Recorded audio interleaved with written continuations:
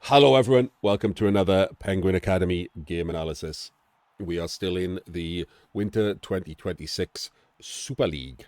Super League.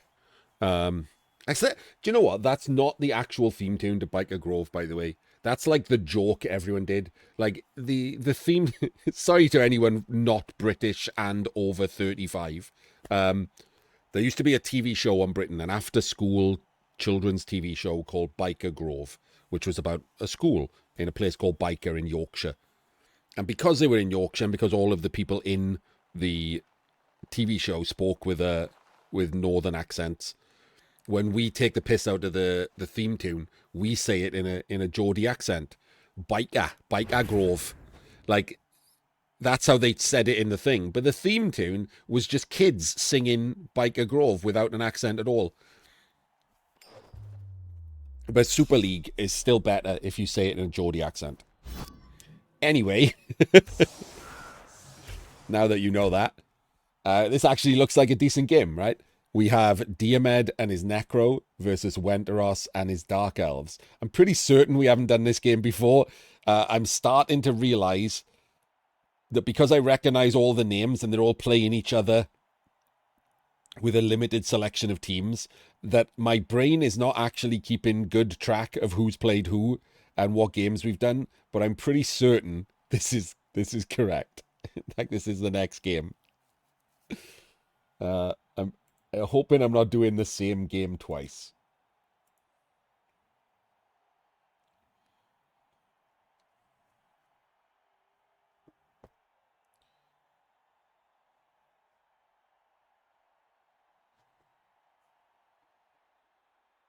Oh, there we go. So after that, so I just before this game, sorry YouTube, just before this game, I had a bit of a TED talk on like the lack of interest in getting better at Blood Bowl and what I'm doing here, videos of analysis and stuff.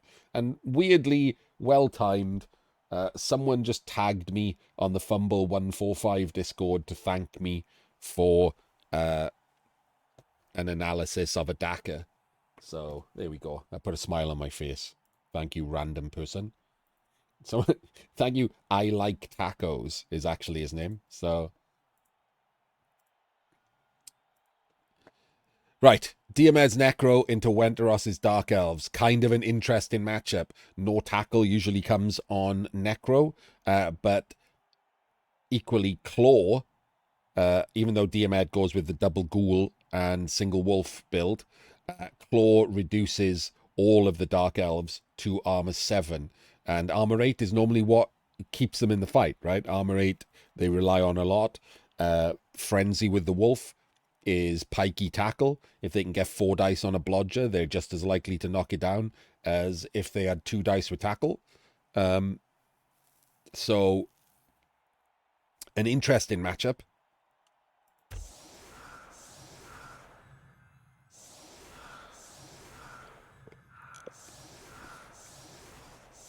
And we do go with the flat aggressive setup that I think we mentioned. Oh no, I don't think it was on a VOD. I think this was between videos. We talked about setups and stuff earlier. And yeah, this is a pretty good one, isn't it? You don't really want to blitz the Wraith because it can get you trapped. Blitzing from the outside. Can't surf him because he's sidestep. And no guard on the Dark Elves. No way to do anything other than 1 dice the flashies, which you probably don't want to do either. So yeah, I pretty much like this. This is a very aggressive stance, and it pretty much denies blocks. The thing is, the Dark Elves probably don't care that much, do they? They probably weren't looking forward to too many blocks anyway, or any real likelihood of hurting anything. So really, it denies something they didn't care too much about. Uh, this is fine. I don't know why they're not up close. They should be up close. There's no reason for them not to be standing behind these things. It should be that way. You can't really do chevrons because sorry, columns, because obviously there's a wolf. You could possibly do columns on this side for the because the problem is, right, let's say you get blitzed on, there's a guard here, this ghoul can come round and blitz him, and then this wrestle ghoul can go 1, 2, 3, 4, 5, 6, 7. So it can reach, and then 8, 9 if it wants to, because it can reach a big triangle. And similarly over here, you can do the same thing, and the wolf can go 1, 2, 3, 4, 5, 6, 7, 8, 9, 10. Like it can reach the same triangle. But this side is harder to defend because of the wolf. But this side, there's no reason to not defend. The wolf's not going to be able to surf you on this thing. So you can do a column on this side. And then step forward behind these 4 columns. Because it could be a short kick blitz, right? So why not add an extra tackle zone? You're not losing anything by standing up. But nice idea, nice setup. Does take into account a blitz, so maybe like an A minus. Those are all minor nitpicks, but I think they matter.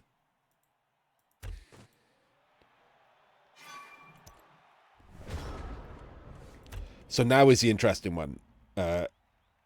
We'll see how well they defend the pickup.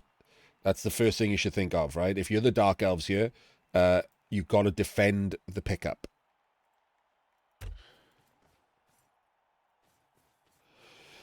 I do like that he's not standing on the ball. However, I don't like that he's not double screening here. So I would have gone with this being the column and then someone standing where the witch is to do a double screen for the ball.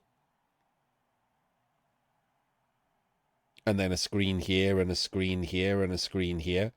And then we go and pick a ball up. If it was a deep kick, you could Daka, right? But like, you don't want to risk the 1 in 36 against someone as good as Diomed. So I would maybe Daka next turn or move back next turn or out of the way next turn. But this turn, it would be all about defending the pickup. And the best way to do that is to have a double into a chevron to stop the front guy getting surfed. So 2 there and 1 there.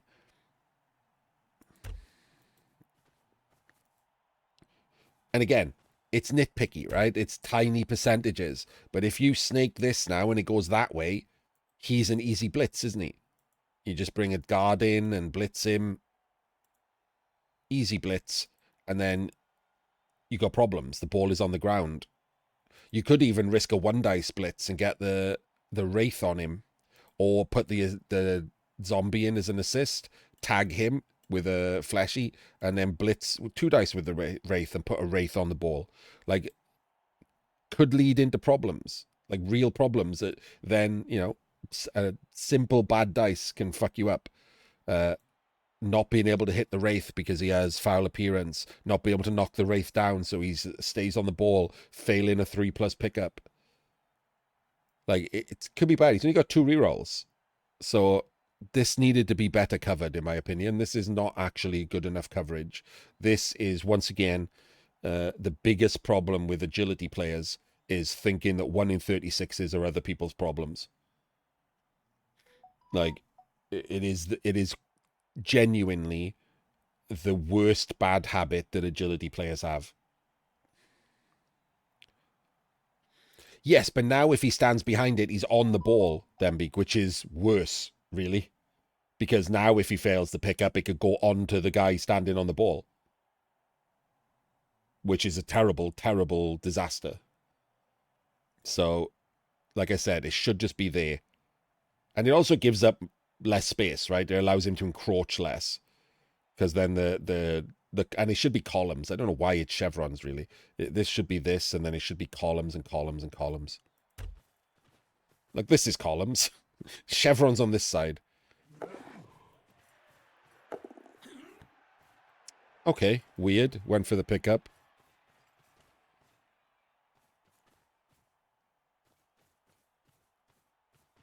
Okay.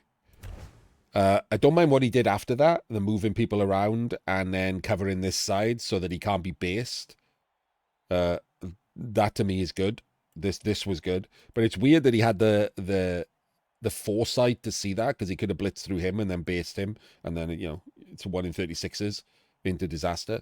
But then didn't cover the pickup with the same 1 in 36. So good and bad that turn. I'll take it. It's better than all bad, isn't it? So now the ball is double screened in all directions. It's double screened at the front and double screened at the side. So it's very difficult to base the ball. So no 1 in 36 to disaster. The ball will be able to relocate completely freely.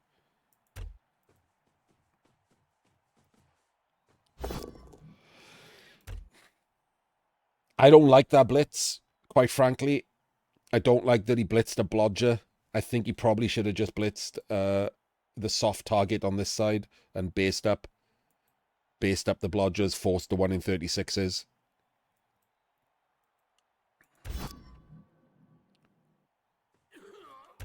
I also don't like that he rolled dice before moving anyone. I don't know if he's just going to go back to stand. I mean, he can't really. He's dismantled his screen, right? He can't really stand in the same place. So I would have put the Wraith in here first, Zombie on him, Fleshy on him. I think he's going to just try and... These all have dodge is the problem. So all you've done by pushing him backwards is create the ability to base 3 people with dodge. I would have blitzed him and then based these, because then he also doesn't have dodge.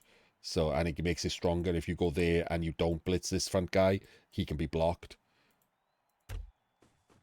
But again, it doesn't mean that this turn is bad. It just means it's not what I would have done. He goes in there and traps him, but it's just a 1 in 9 into 2+ out.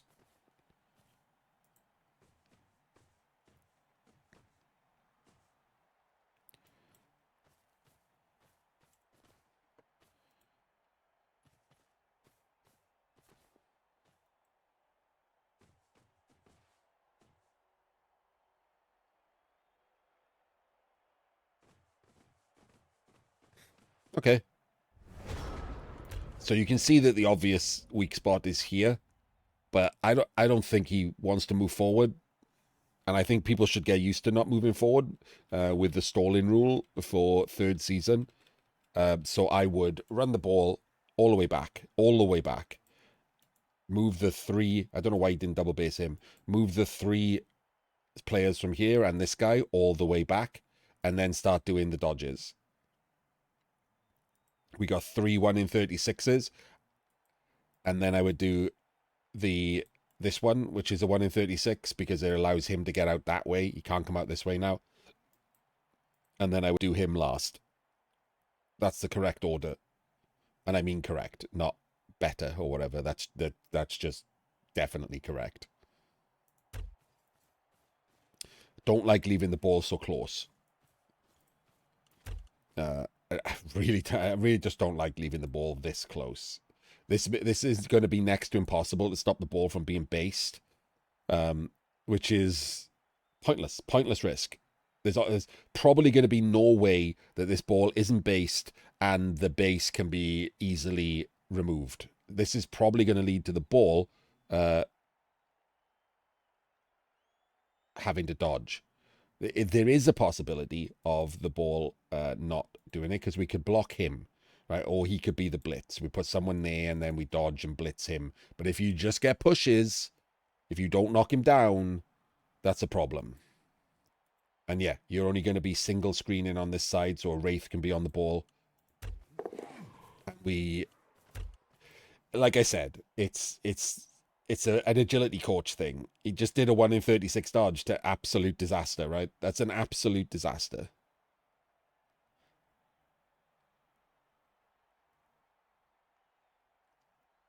One, two, three, four, five, six, seven, eight.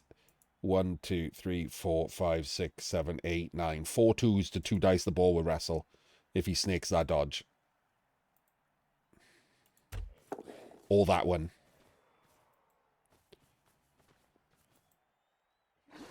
Or that one. And he 1 dices the wrestler, and again, burns a reroll. Goes down to 1 reroll on turn 2. This is not good play. Sorry, Wenteros. This is not good play. Unnecessarily risky.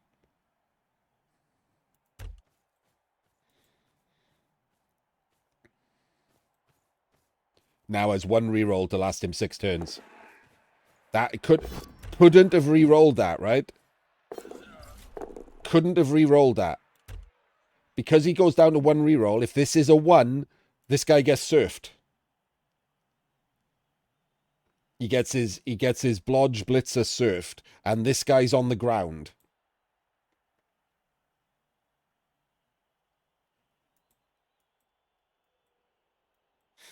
He can surf this Blodger by hitting him with the Wrestler to there, blitzing him with the Wolf to there, to there, to there, and then just knocking him off the pitch.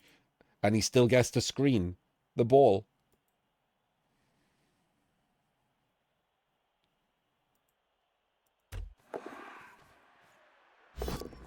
And he did the hard dodge. He did the 4+ dodge through, whereas if you look, he rolled a 3.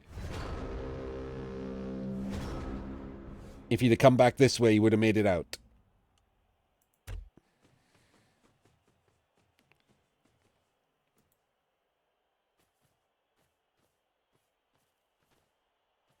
Oh, he's going to blitz that way and do it. Gets the push. Oh, okay. Oh, no, no, no, no, no, no, no. So that guy should have gone that way, right? Because he could block this guy. The Wraith could have blocked him. Unfortunately, he rolled double pows. The Wolf assists Dembeek.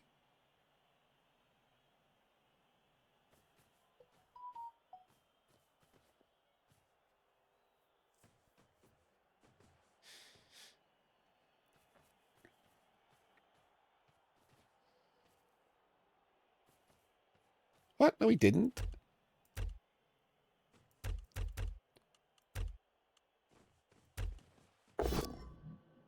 The Wraith goes out of the way, and the next block pushes him up next to the Ghoul, and then the Ghoul just knocks him off the pitch.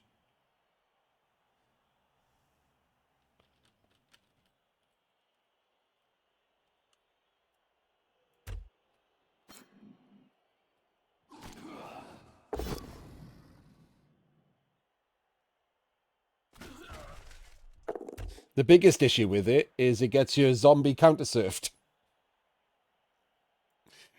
That's the biggest issue with it. It gets your zombie counter-surfed. Or he could one dice you and try to one dice surf the Wolf. Like maybe he was just really worried about dodgy dice being counter-surfed.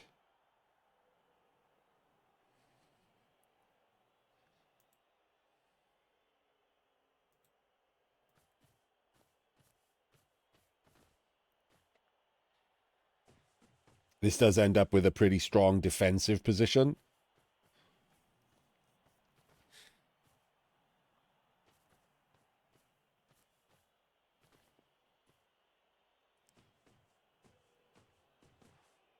It's not me playing. Shockingly.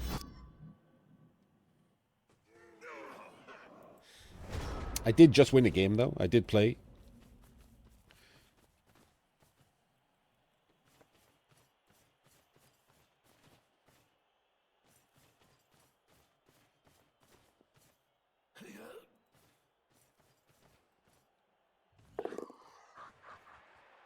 And again, as we saw before, he can't re-roll this, right? He cannot re-roll this. Because he went down to 1 re-roll, he cannot re-roll this dodge.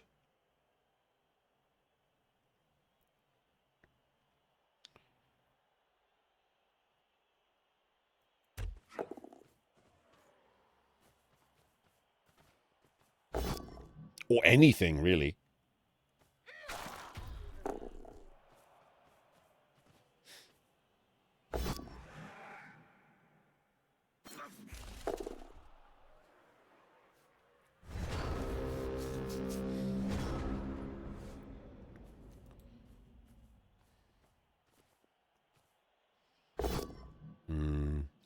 I don't like not moving people before that. None of these people can even reach over there. It doesn't matter. It's just one of those things that, like, you just should have drilled into you, right? It's a bit lazy. I wouldn't even have hated if that was the blitz, by the way, to free up the Ghoul to come over here and the zombie to come over as well. We need more players over here, right, defensively. And there ain't that many who can reach. Diomed kind of dismantled his defense that last turn.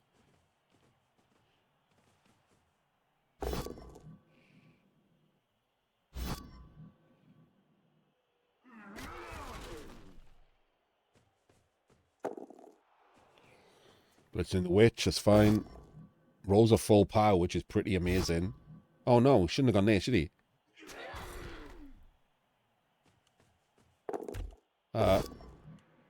So genuinely, I would have done a rush here. Well, maybe not a rush, maybe not necessary. 1, 2, 3. 1, 2, 3, and then you can move one more square. He could have gone a rush and gone in front of him. Or he could have just come here and gone through in front of him there. Is he going to try and go round him and block him in? If so, he should be there, right? And maybe he's going to do that.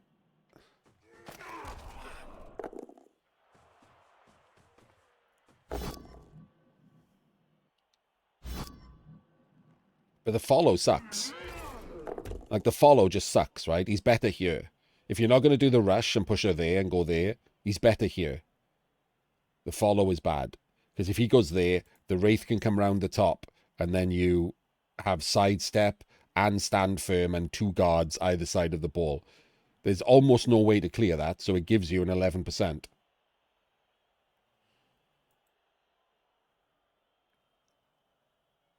So I think this is a mistake. This is not aggressive enough.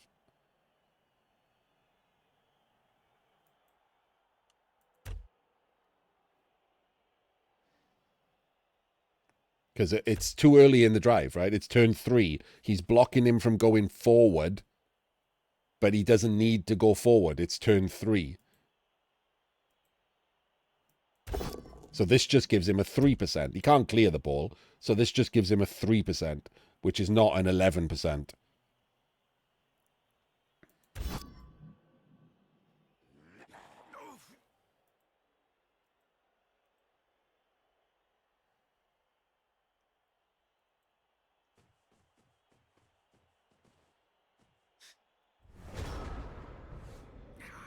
So he's just coming back this way, isn't he?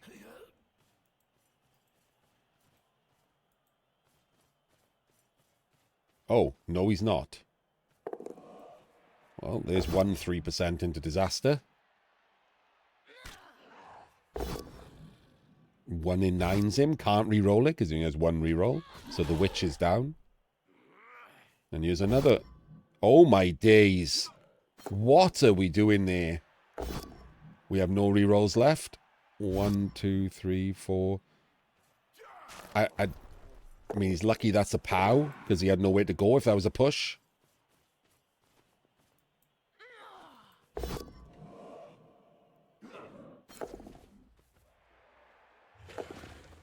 Oh my god. I mean, that's dice, right? All of these dice that he's rolling will give up dice on the ball. He's got no re-rolls. That was a turn. We should still be able to get in front. But I don't think we can do any chains or anything, even if we fill this square. And we came around here, we can chain out, but all that does is base you because you've already blitzed. It doesn't do anything. There's no chains. There's no utilizing a frenzy. This is just get all your players around him and force difficult dice. Get your guards and your stand firms around him and force difficult dice. With that in mind, I think this is the blitz. I think this is the blitz to allow the fleshy to come round. The Wraith can come round in front. That's a good place for the Wraith. I think he's probably just going to end up blitzing to tag the ball, which is also okay. Like the fleshy can push in, and then the guard is on him, and he's a blitz. And if he pushes to there, and he's a POW, the Wraith can go behind the ball right here. So this Wraith can go here to protect this square, and the wolf can stand up, and now that makes him have bad options. Ghoul comes over. We block him out, and this ghoul comes over. We block him, and then the zombie comes over to protect the middle. And we've also got another zombie as well. So I think I would do all of that. I think this is probably a better blitz than blitzing to free him, actually. Because you might not get the POW here, right?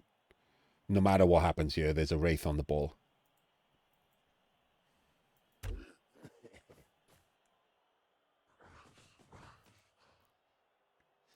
Okay, maybe not.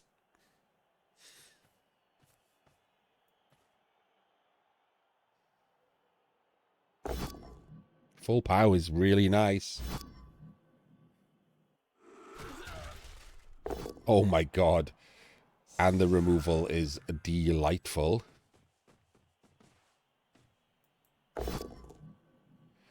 Push is okay. Straight up and jam him in.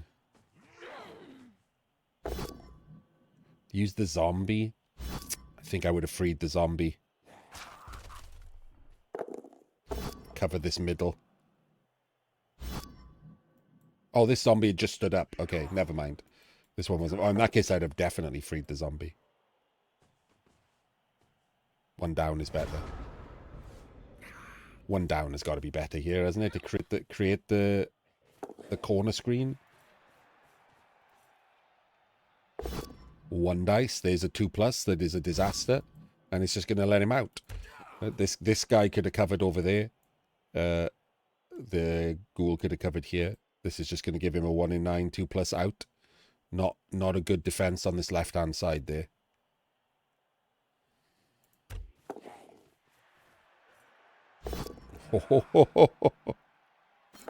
But he makes it, and that means he probably scores now. Needed to defend that.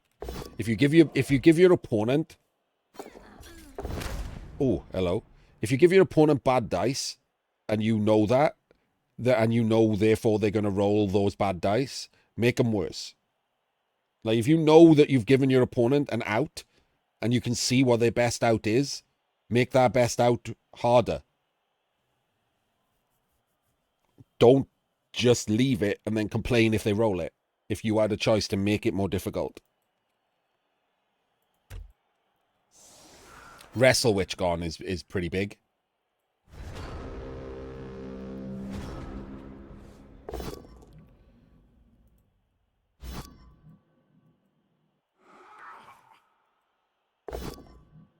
Full power on the other Wrestle Witch. And cast the other Wrestle Witch. Holy shit. Oh, that is really lucky. Both witches gone is basically a guaranteed draw. Minimum.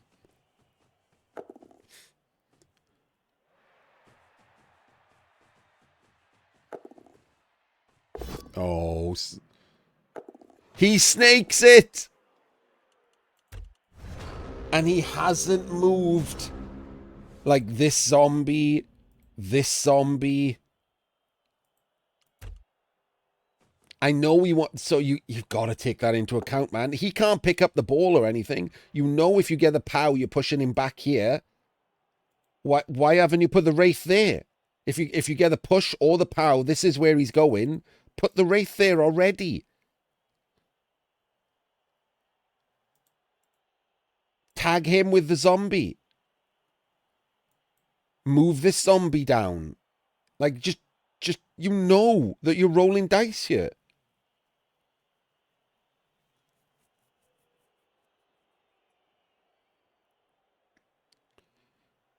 Like, it's fine to leave him, maybe, because if you roll pushes, you might want to move him up to double rush and stand there, right? Jam him in. But this Wraith not moving to behind the ball is actually unforgivable.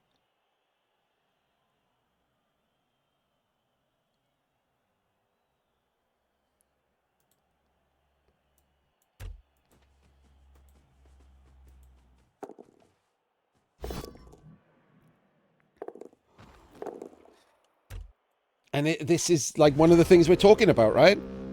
Diomed is one of the best players in the world, but he is so because of his puzzle solving abilities and his drive structures and stuff. Even Diomed does not have the fundamentals drilled into himself. And part of the reason why some of the best players don't have that is that they're good enough to win. So that it just never came up. if you don't go through it naturally, if you don't go through the process of getting the fundamentals like drilled into yourself and then getting better at puzzle solving and one turning and drive structure and all of the other stuff, then you get good at all those things as you move along, and you still suck at this. And it will draw or lose you the odd game. Right now, this is 97% probably a draw slash loss, because obviously anything could happen on Diomed's drive. But barring a dub skulls right here on that ghoul, he's going to score on turn 8 because the Necro are too slow to catch him up because of that mistake. Whereas if he'd moved the other players first, there's a smaller possibility that he has to score on turn 7.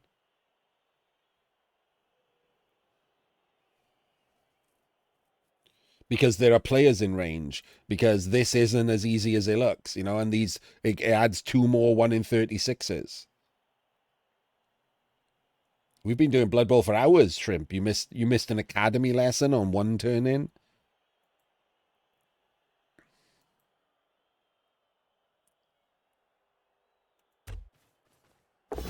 And it's not a 1 in 36.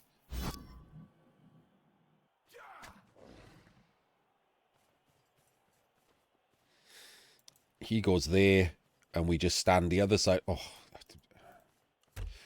and let's just talk about Wenteros's. Like, if Diomed wanted to, the ghoul tags him, and he goes for the 4+5+1 dice. 4, 5, 6.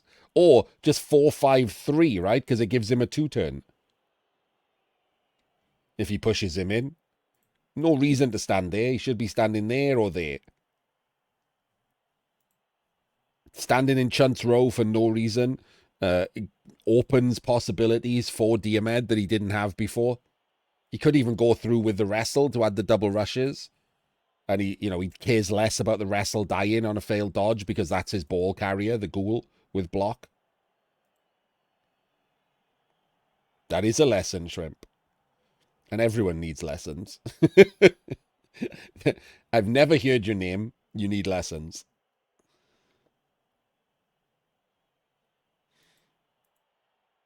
Oh, yeah, okay.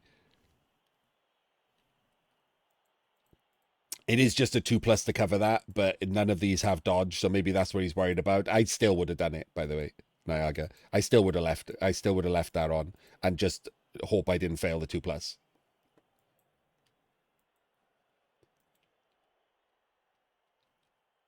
I don't want to give up a 2-turn too easily. I don't want it to not score at all. I think 80, whatever it is, 87% chance, 83% chance, 83% chance of covering that. And then obviously he has to do it, right? He has to double rush and roll a full pow because it's double rush, so when he gets one go at it. 1, 2, 3, 4, 5, 6, 7, 8, 9. Has to roll a dodge double rush with him to make it 2 dice. Yeah, I think I would still stand here.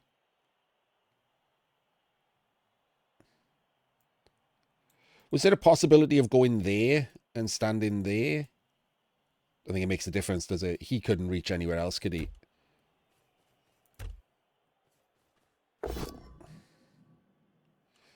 Oh, could it have been him? 1, 2. It could have been him. 1, 2, 3, 4, 5, 6, 7. Could have been 1 over. Oh, it doesn't matter. It does matter to the assist. It just doesn't matter.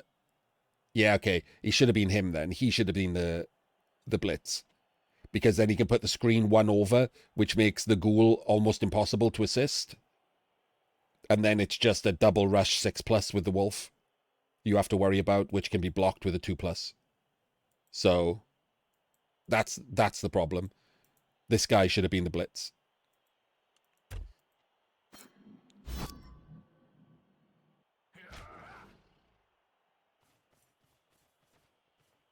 And then he could have been 1 over, and he could have been 1 over, and the screen could have been here.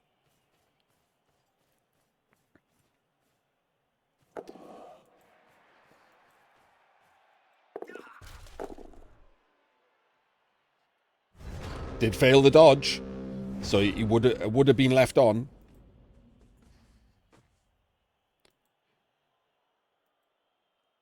But if he gets it, the ball is still down here, right? If he gets this, the ball is either in the crowd or you've scored and given him a 2-turn.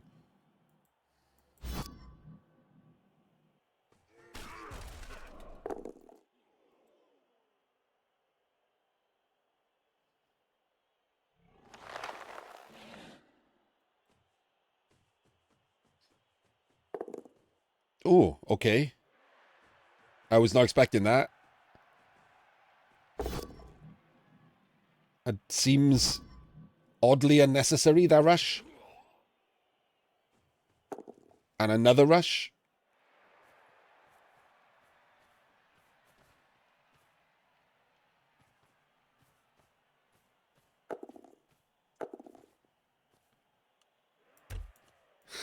So...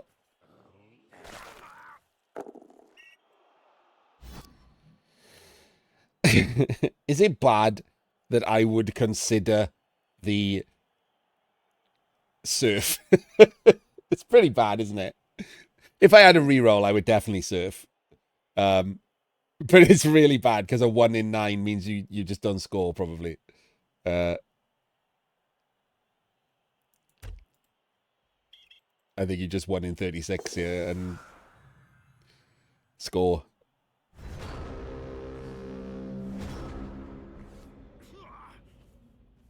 But you oh my god, he is going for it. I was going to say, technically, you could surf the ghoul while scoring.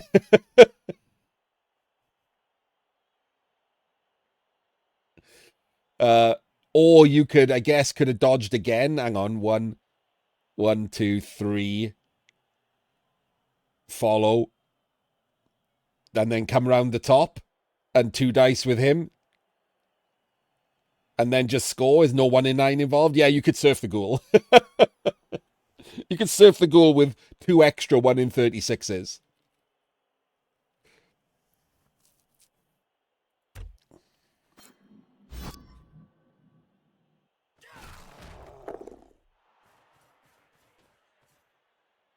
Oh my days. He went for the stall. I was going to say, would be up there.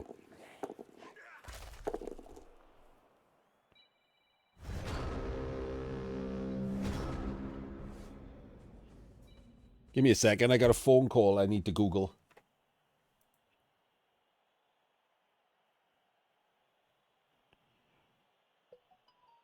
Not answer, obviously. That's mental.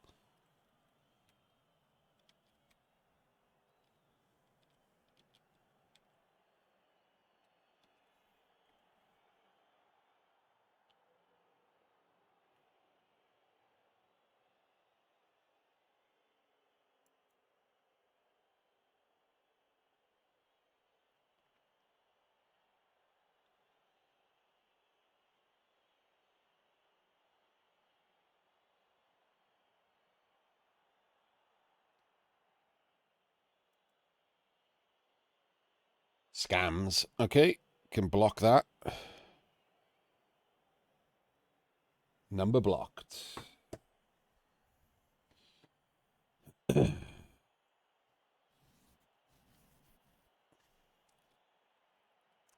Right. You're absolutely right. There are choices here, aren't there? There's the 5+1 dice with wrestle. Or there's the 5+ into surf. Or the wolf can come around here.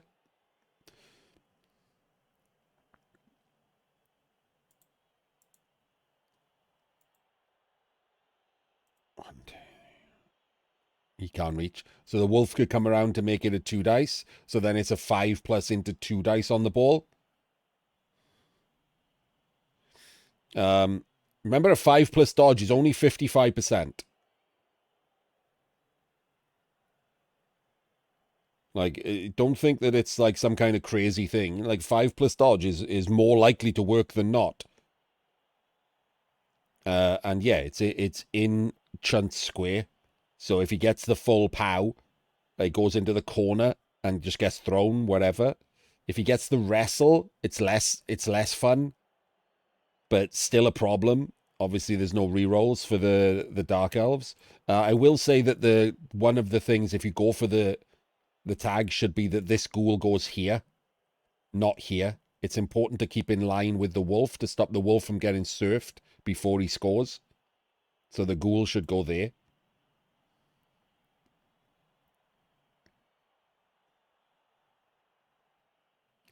And this wraith should go there to make all of these things 1 in 9 dodges. So this wraith goes here. This ghoul goes here to make the triangle. Keeps them safe. He can't throw in a scoring threat. He's necro. Oh, right. Yeah, you might be right. He might have a random zombie. He kind of does.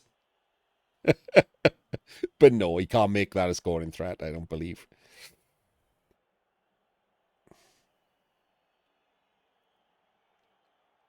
No, one dead witch. The other one got apoed.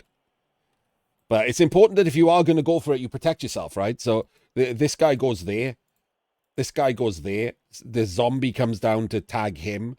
This guy comes in to go. Can't go there. There, maybe. Or even just to double tag him. One or the other. This zombie comes down there. Like, stop any dodge outs to be difficult. And then go around and then just do the wrestle sack. The wrestle sack, I think, is the correct play.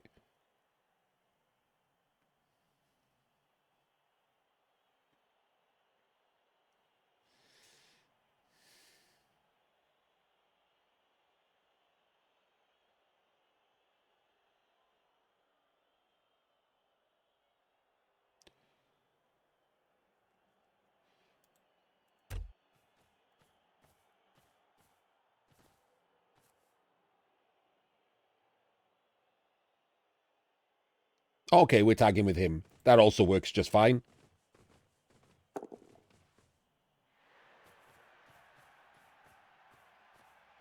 Why? That wasn't necessary. Oh, not only that, he went the wrong direction.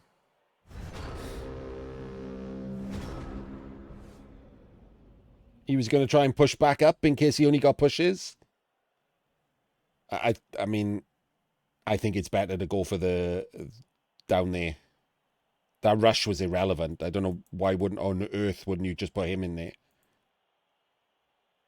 Please tell me the rush was a 5. The rush was a 6. Oh, glorious. Glorious. Like actively glorious.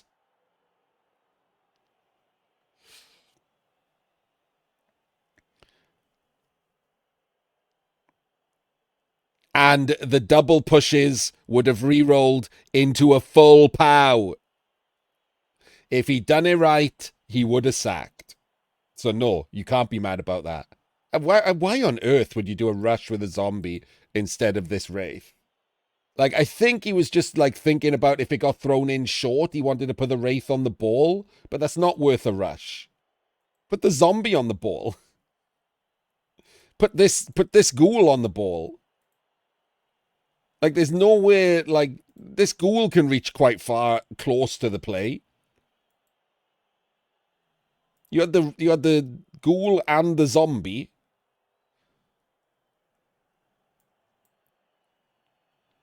It's not a good mindset, though, is it?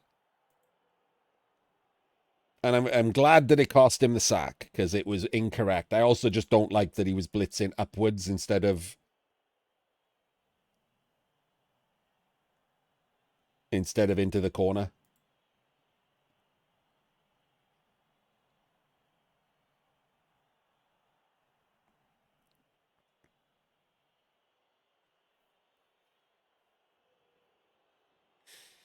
I don't think it matters, Niaga. I think if he got pushes, the dodge is the best play regardless, so the Wraith doesn't do anything.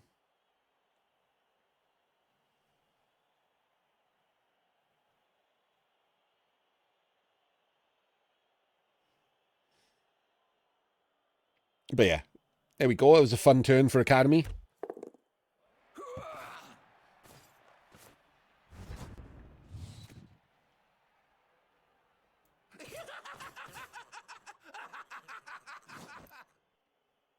Yeah, but that's not an excuse, is it? Like, it might be what he was thinking. It might be what Saul was. We're all just guessing what he could have been thinking. But if what he could have been thinking is wrong, it's still a mistake. He could have not been thinking at all. Yeah, the Delph Blitzer laugh is crazy. They kept all the sounds from Blood Bowl 2 because they were too lazy and cheap to make new ones. I think the only ones that they didn't bring over were the terrible pornography noises for the Amazons.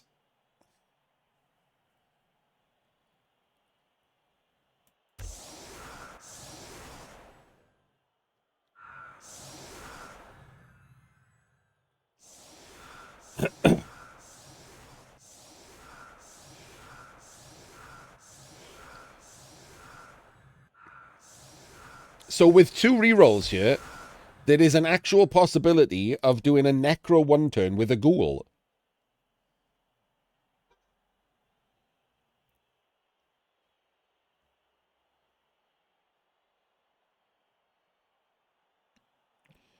It's not a good one, but it's definitely a possibility.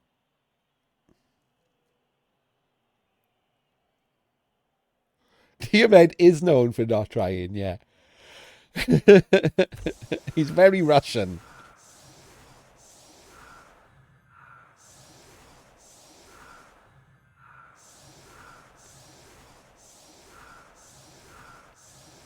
However, this is a one turn.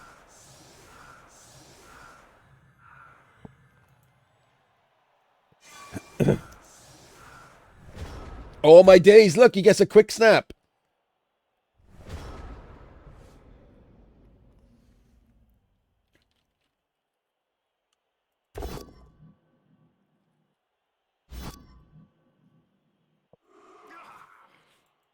Comes around the top.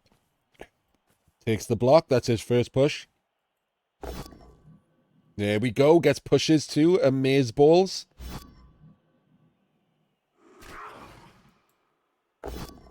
The triples.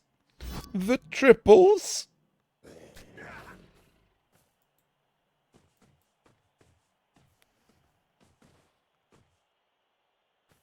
Double rush here. Snaked it. So, for those of you... Oh, god damn this game. So those of you wondering... Wait. 1, 2, 3, 4, 5. 1, 2, 3, 4. Yeah, okay, it doesn't matter. So those of you wondering, the zombie goes there. This takes a block and hopes for a pow. And then he goes 1, 2, 3, 4, 5 and goes there to create the channel. And then the wolf 2 into 2 to chain him into range. And then because he hasn't used a blitz, he can blitz through the back line.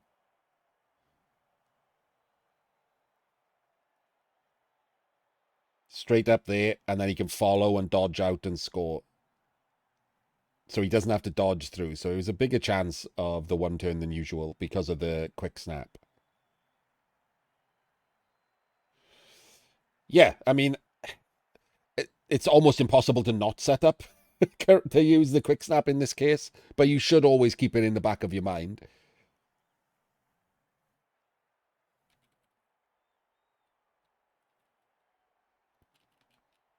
Why not hand off to the wolf, needing one less push?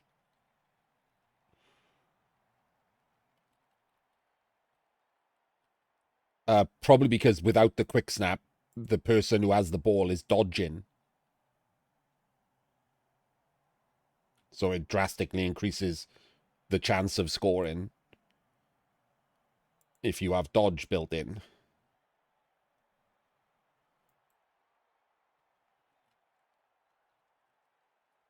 Yeah.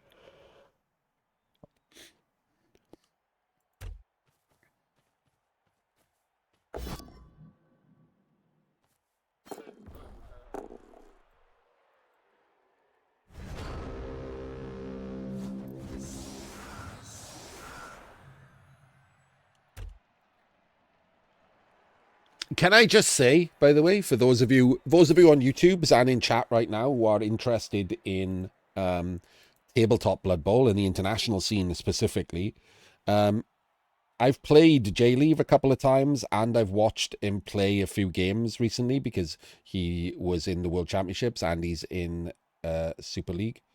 Wait, is he in Super League? He is in Super League, right? Am I making that up? No, he's in Super League. I'm mad. Uh, it means, in my opinion, which is the only one I'm allowed to give, uh, Team America have two of the better one-turners in the world. And one-turns are very important in tabletop. I think Jay Leave has come along through practice, which is great. It's nice to see someone do that. Might not be my favorite person in the world, but I'm not going to hand out props where they do.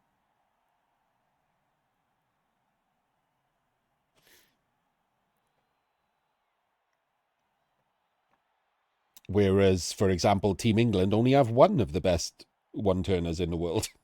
So America doubling up on Team England.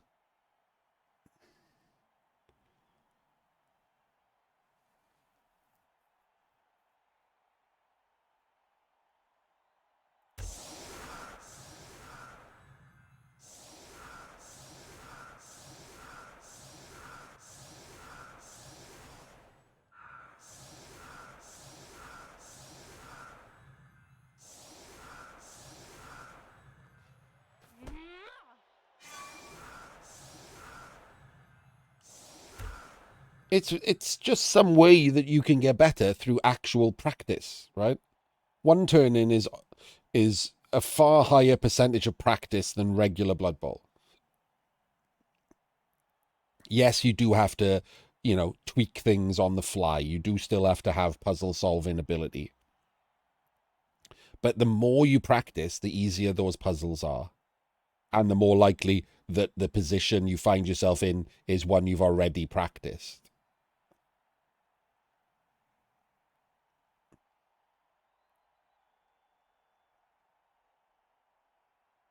And, not to take away from the compliment I just gave him, but Jay Leave's actual overall Blood Bowl hasn't improved at the same level as his one turn in has.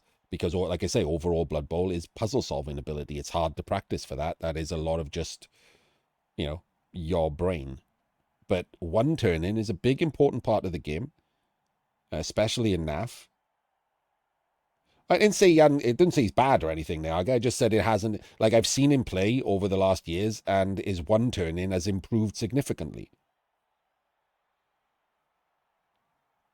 which means that he's putting in practice. That's a compliment, right? I'm just trying to separate the two things, like because one turn in is mostly practice, and Blood Bowl is mostly, you know, on the fly puzzle solving combined with just drilled in fundamentals.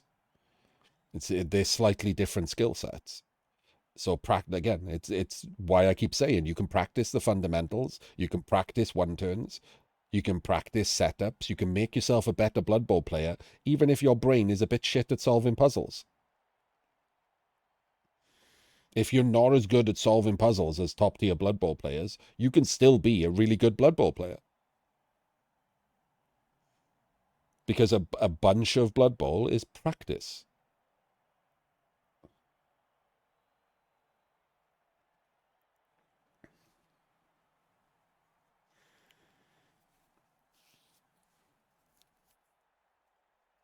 And some people are doing that. And it's not an insult, right? There's nothing you can do about it.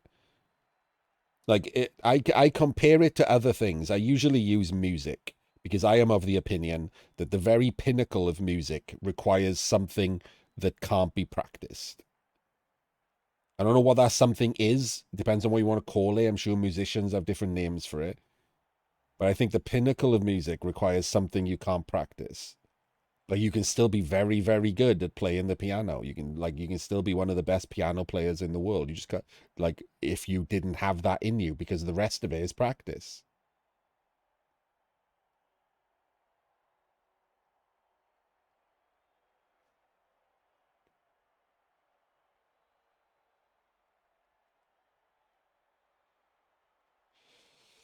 Hard work beats natural talent, but nothing beats both.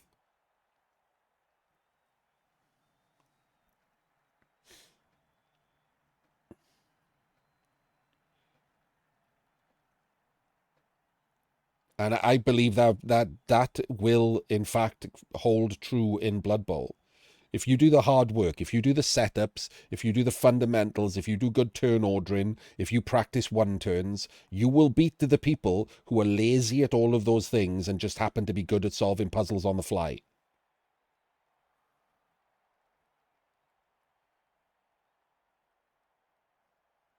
You might not beat them in every game, but overall, you will beat them. You will be better than them. You will have better results than them.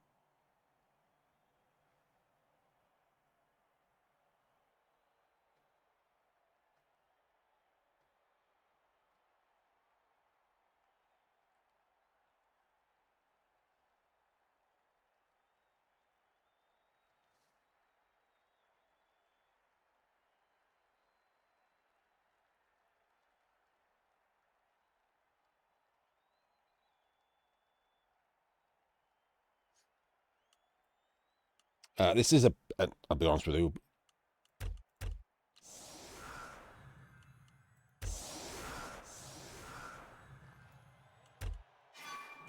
It's a little lazy of a setup to have the flesh golem there on his own. I don't know why if the ghoul was 1 over, this would be an A+ setup.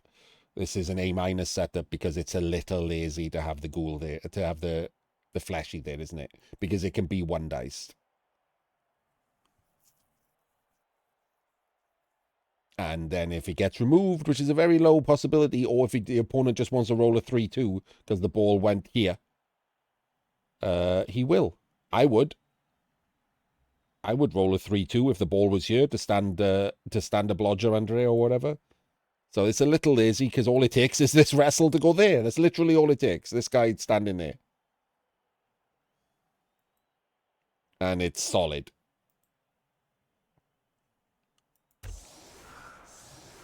Oh, hang on. He got a quick snap. Wait, that was just the quick snap, right? What I did was what I commented on was the setup. He didn't quick snap the ghoul in, did he? Hang on. I should probably check this.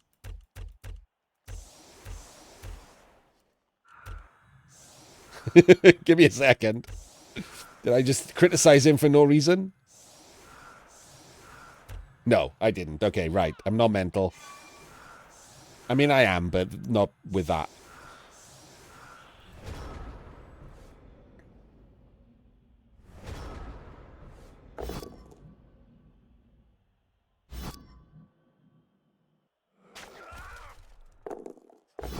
So the ball is covered, yeah, even on quad skulls, right? I'm not criticizing for not moving because the ball is covered. And he gets a removal. That puts the elves down to 1, 2, 3, 4, 5, 6, 7, 8, 9. Right? 9? Yeah, you only had 11. It's 9.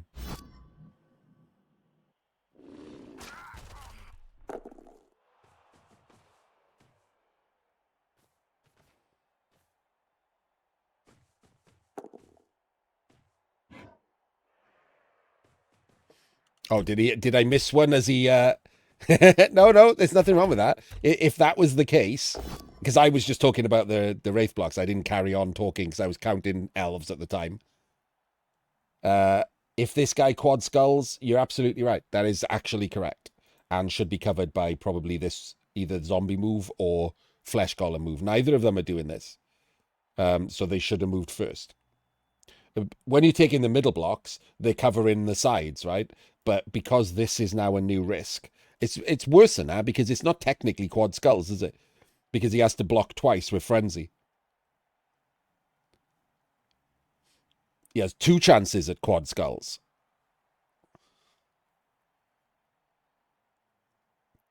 Twice as likely. Basically a guarantee. So absolutely right. Good call from the cheap seats there from Sol. This should have been covered. This is lazy.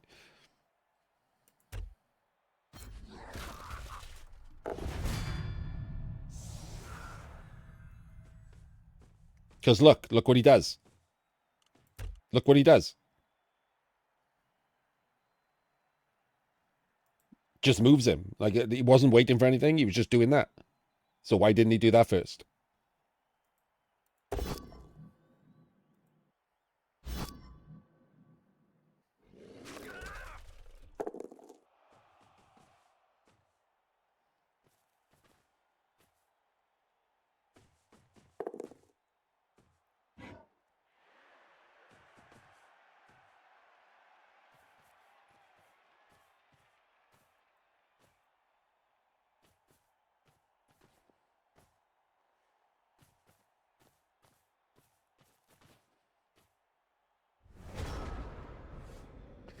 I find it a bit odd that he ended up thinking he had to protect the ghoul with this guy, but already moved this zombie there. This zombie would obviously be better there or there, right?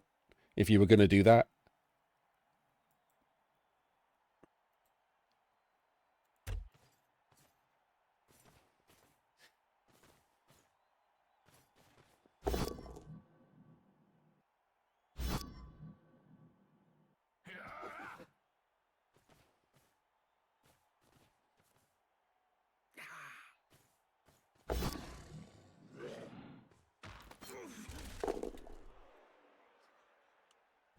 Seeing as this has been an interesting game for Penguin Academy, I'll carry on banging on about stuff. Anyone who watches a little bit of this kind of commentary, right? You get some people who are genuine about their thoughts, and then you get some people who use it to protect their own ego, who say like, this is not important, like exactly which square you go in or whatever is not important. And they have a point. It's not always that important, but it always is a little bit important, a tiny bit important. Sometimes it's more important than that, but regularly it's just a tiny bit important. The problem is you move a fuck ton of squares every single game. If every single time, or even half the time, or a quarter of the time, it's a tiny bit important that you were in a different square, they all add up. Every single wrong square you make adds up. It removes a tiny percentage chance of you winning that game. Yes, not to summon him, but the old Dio like meme of slivers of equity. Like it holds water as an argument. Those tiny things matter. I hate the saying, but what the saying means is correct. Like those tiny things matter. It's why like some of us have a, like, even in the top ranges, like even in the top tier coaches, top tier still covers like 5% of people. And you will get some coaches who are in top tier because they are very good at puzzle solving. They are good at the general play of Blood Bowl. They're good at drive structure. But as you saw, they don't set up quite correctly. Diomed does. But they don't turn order quite correctly. Diomed doesn't. And that might be why, if you check like Diomed's, well, on in any good games, last 100 games, he might be 2% lower than Jim. Might be 2% lower than me. Because we're also good at puzzle solving. We're also good at setups, but we did turn order correctly.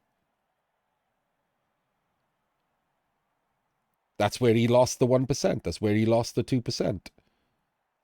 It won't affect your, like, it likely won't affect your results, like, overall. But when you just look at like win rate over like 100 games, over 500 games, over 1,000 games, that's what separates you.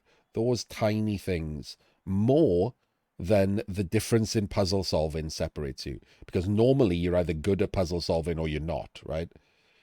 That's what normally kicks you from like, down absolute levels. Almost everyone who's a top tier coach is good at puzzle solving. You can't really get up there without being it.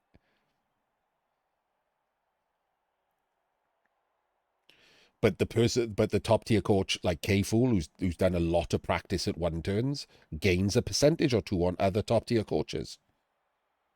Because every now and again, that one turn will be difficult enough that I'll fail it and K Fool will succeed at it. Even if that's one game in 100, that's enough. If that was a difference between a win and a draw, that's 0.5% he just gained on me that I can't gain back anywhere else because he's equally as good at me at puzzle solving and turn ordering and setups. So if he's 0.5% better than me at one turns, he's just 0.5% better than me.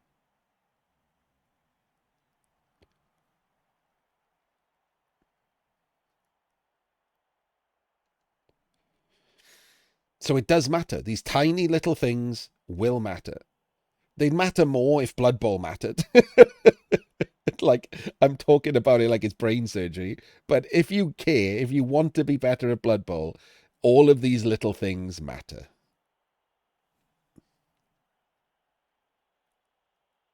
No. I can see a player and tell you whether they've got potential, but I can't but like immediately, but I can't tell you if they don't have potential. Does that make sense? Like, because someone who's awful can still learn to be good.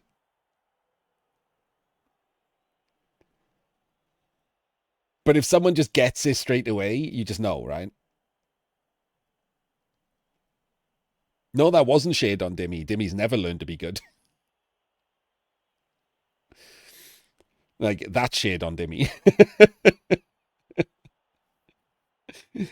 Dimmy got better by just changing where he played. He stopped playing people who were good and went to play like pasty eaters in a shed in Leeds. As it turns out, you win more.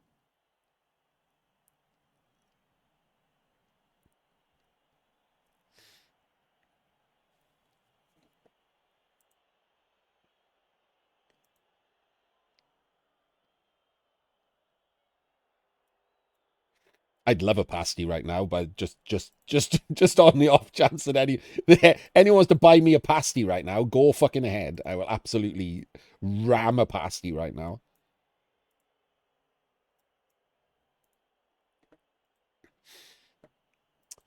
But yeah, in general, you can, if I've never seen a player before, which actually happened quite a lot in Overcane, like a number of the players who were in, for example, the virtual Grand Tour last year that caused all the kerfuffle, um, uh, a number of the players in the World Championships I'd never heard of or seen play before.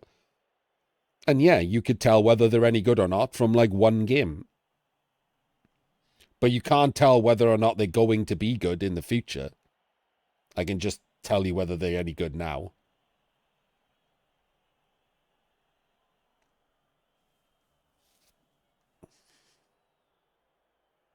Yeah, sometimes you can tell if they're good from just the setup. But that doesn't always hold true. For example, Crystal is a good player. Not the best player, but a good player, and his setups are sometimes dog shit.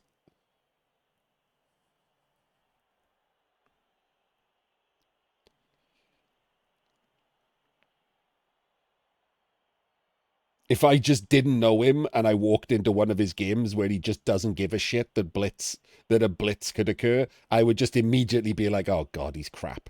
I have to watch someone play crap." And then the rest of the time, like all of his turn structures and drives and good, like attacks on the ball and stuff, I'd be like, "Why the hell can't this guy set up? He's pretty good."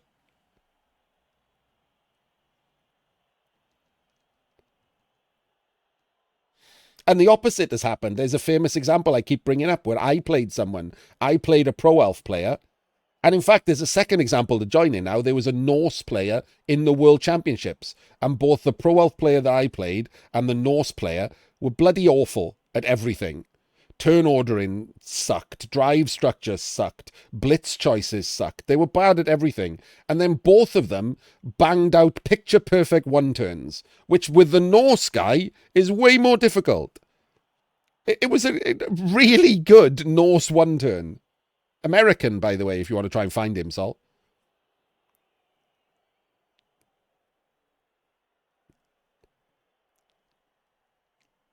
Which was just shocking.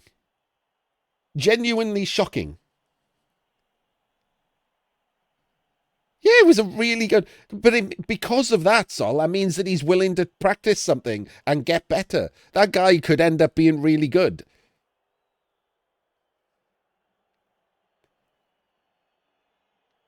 Because no one's taught him the other stuff. He taught himself how to one turn because that's easy to teach yourself. Which means that he's willing to put in the effort.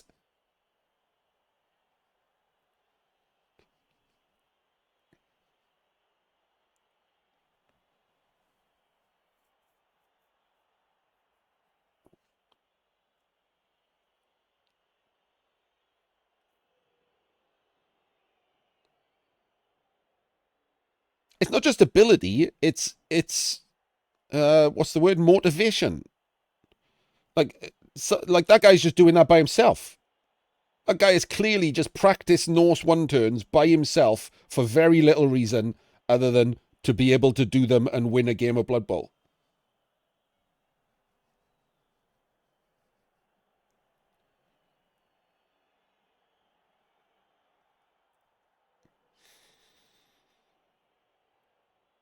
That is harder. Those players are harder to find than people who are just naturally good at puzzle solving.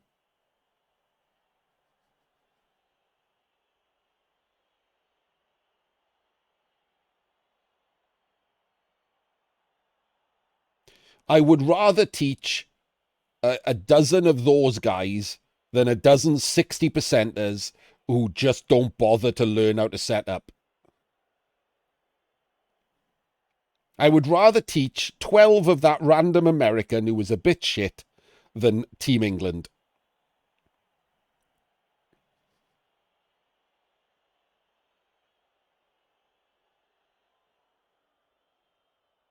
Because they all know better and they don't do it anyway.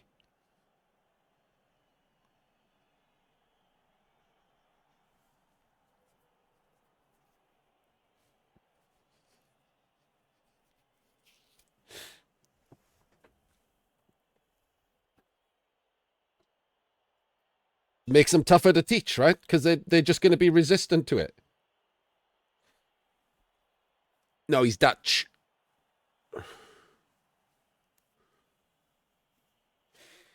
Vitamin D in this economy? Don't get deported to Nicaragua.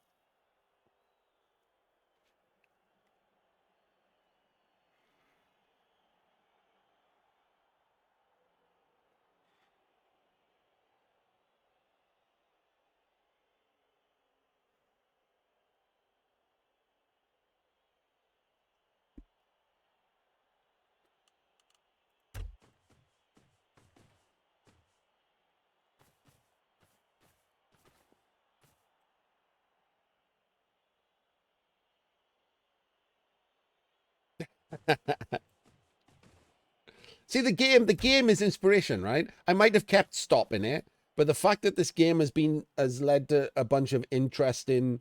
I don't like that he's set up so close to this when he's going to blitz here. He should be one back, in my opinion.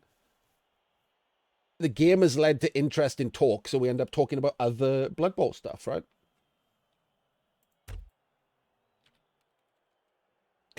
Consider these parts mini podcasts for free.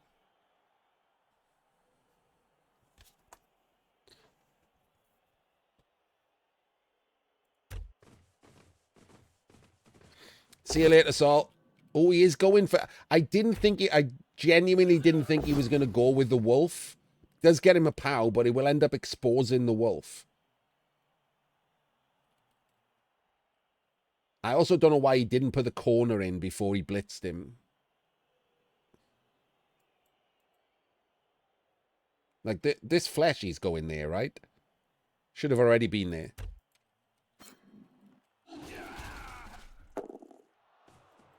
Oh, okay, it's not. I take it back. Fleshy is in a very strange place.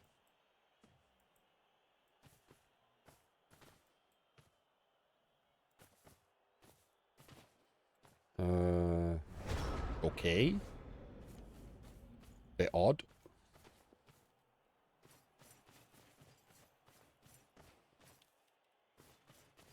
I mean, the problem is here he's getting his wolf blitzed.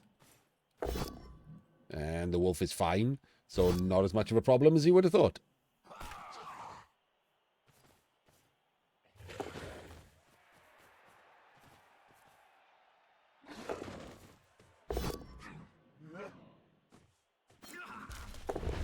And removes himself. Oof.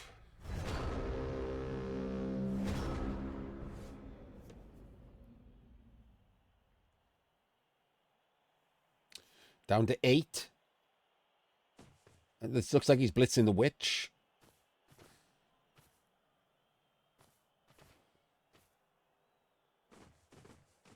The witch is the biggest threat to the ball, so I can see why.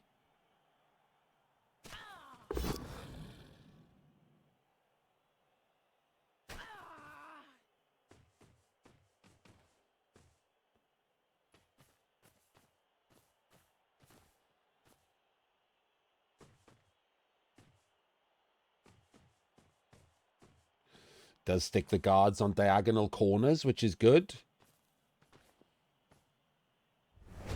Protects his ghoul, which is good.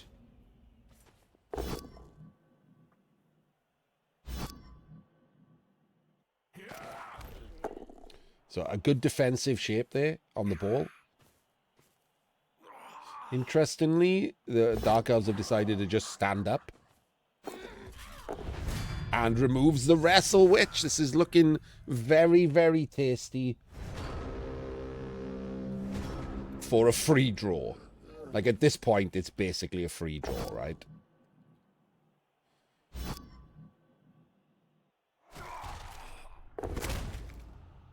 I mean, it's completely and basically a free draw. Holy shit. Oh, okay. Well, that was a problem. No reason to blockless block there. Is he trying to surf? Like, so at this point, we can talk about attitude, right? And how you play. You are 5 players up. You have 5 turns to score. In my opinion, you should change to safe, safe, safe, safe, super safe, safe. Because, like, it's free, right? It's just a free draw.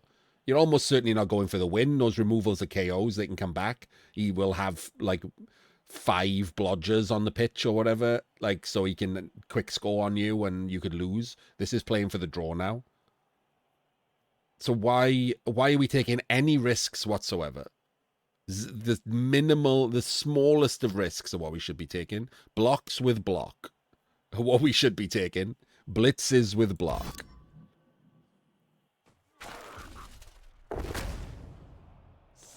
I mean, and even more so. This is an actual crazy level of dicing at this point now.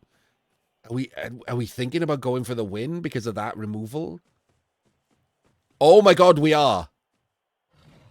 Oh no. Not only are we going for the win, we went for it with a 1 in 9 handoff instead of a... Oh my days. Maybe, right. Maybe, just maybe. I haven't checked. Let me check. This is week 3. And Diomed... oh, no, he won in week 2. He doesn't need to win. He won in week 1 and week 2? Oh, God, no. He absolutely didn't need to do that. A draw was completely fine here. And if he was going for the win, he should have done it in a more sensible fashion and just scored next turn. Because it gives him the wolf blitz to get another Kaz, etc. He shouldn't have done that handoff. That is really bad. This ball could end up on a blodger right now. Behind a screen, even if he gets a lucky scatter. Oh, God.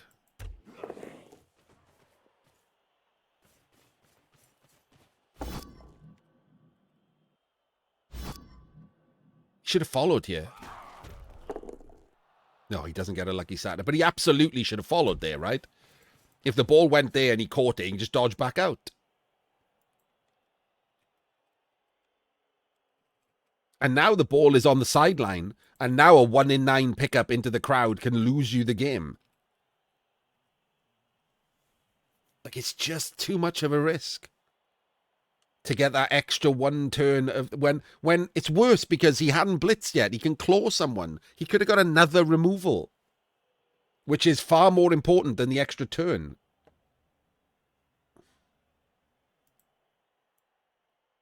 Correct, Demby. Yeah, if he'd followed, he would have put a tackle zone on the ghoul and made the scatter catch magnet hands less likely. The follow was the correct play.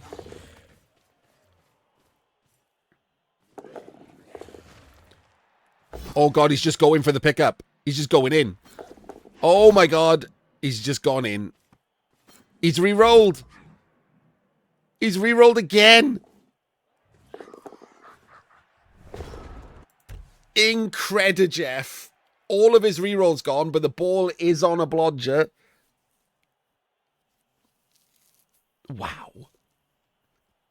It was sick. He just rolled a load of dice, but it wasn't anything.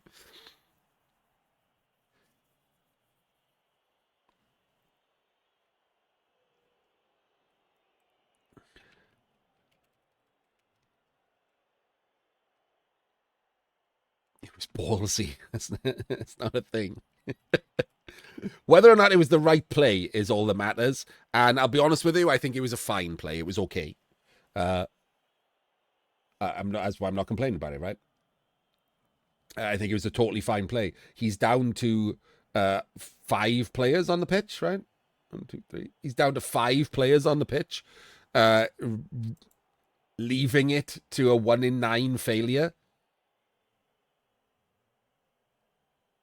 into a scatter into the crowd or whatever. Pretty shit, isn't it? Still the draw. So if he needs the win, or if he doesn't need the win, so therefore he can just go balls to the wall, because if he does nothing, he's likely to get the draw, which is fine by him. If he doesn't need the win, getting a draw is fine. In fact, I'll look to see what he did in week 1 and 2. Wenteros won in week 2. And it is, and he drew in week 1. So this is the bubble match. This is where winners play. This is where a winner, a 2-0 plays a 1-1. So it is the bubble match. So a draw isn't terrible for Wenteros here. Going 1-2 in the 1-2-0 in the first 3 is not terrible, but taking a win is pretty good. So seeing as the draw is pretty much guaranteed at that point, you might as well roll the dice. Just roll the dice, right? There was nothing there that was harder than a 3. All of those dice were 3s or 2s. And he had like 3 re-rolls to throw at it. Well, a dodge re-roll and then 2 re-rolls to throw at it. So this is not unlikely that he's ended up with the ball here. Would I look at a wrestle blitz here? I mean, there has to be a wrestle blitz here.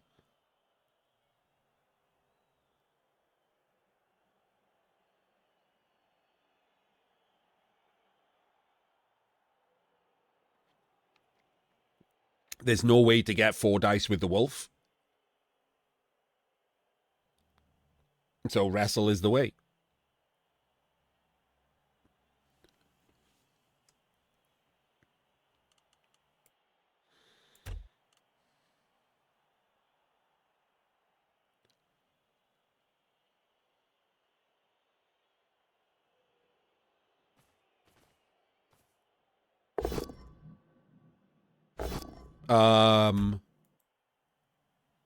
What? Why did he re-roll that?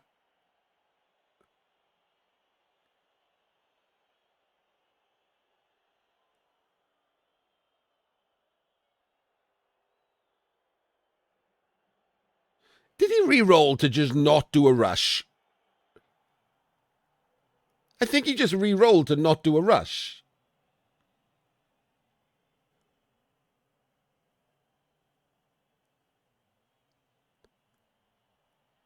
That's a 1 in 36.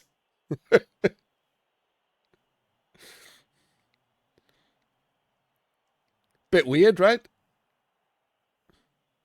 Exactly. That's what I mean, Demby. It's a 1 in 36. So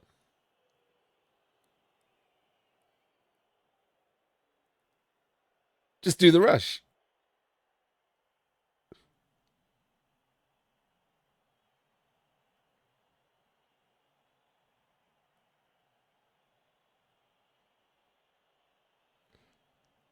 Oh yeah, true. Yeah. Oh, if that was another 1 in 9, he still has to do a rush. That was the shortest walk in history, Salt. You get lost.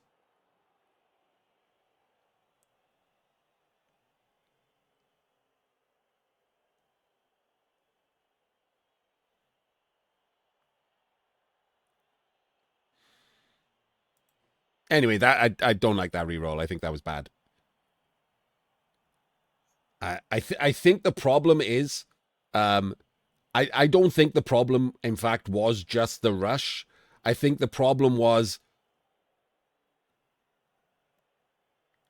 he has to go through the wolf square, so he has to move the wolf, and he doesn't want to move the wolf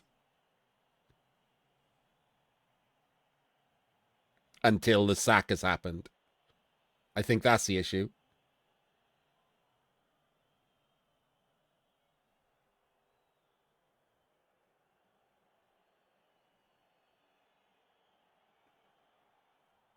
I don't think that was worth it.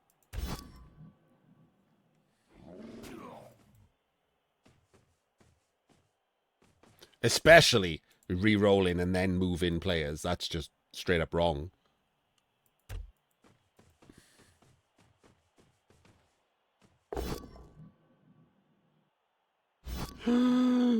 He just lets it go. What?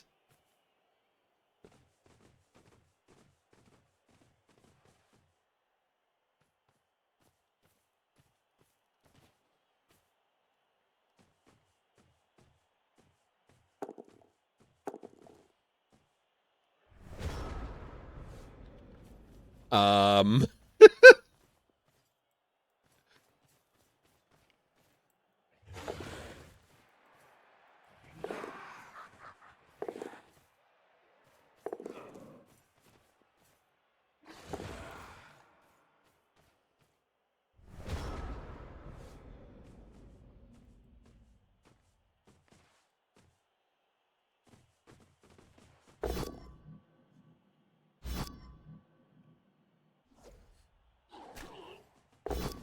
doesn't get the POW. It's going to go there, I guess. And then this one goes there. We're trying to jam him in. He's going to have 1 in 9s, though, isn't he? He's just going to be able to 1 in 9 out of this. There's almost no way to stop him from being able to just 1 in 9 out of this. I mean, I guess let's find out.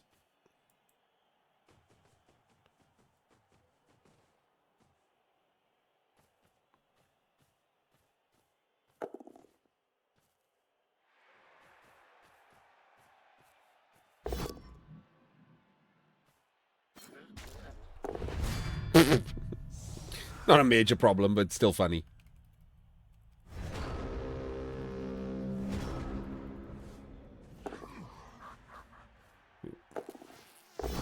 Gets the POW. Gets a stun. Oh my days.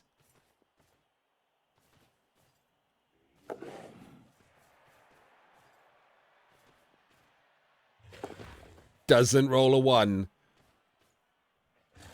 Doesn't 1 in 9. Tried to jump.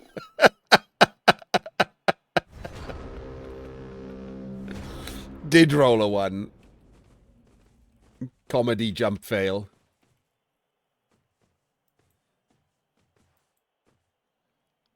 Don't you just corner hug at this next one now? Probably just going to put himself in the corner, right? 5, 6, 7, 8, 9. So he's got a 1 in 9 and 2 dice. Double rush, 2 dice. And even if he gets it, there's no recovery.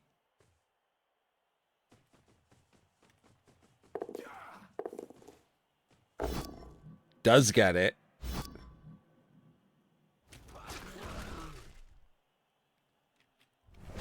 Three plus pickup, stand in the corner. Or just snake. Or just snake. That too is a thing. Well, the wrestle helped. Oh my god, he's failed the pickup. He's 1 in 9 the pickup. He's lost. Incredijeff. Oh my days.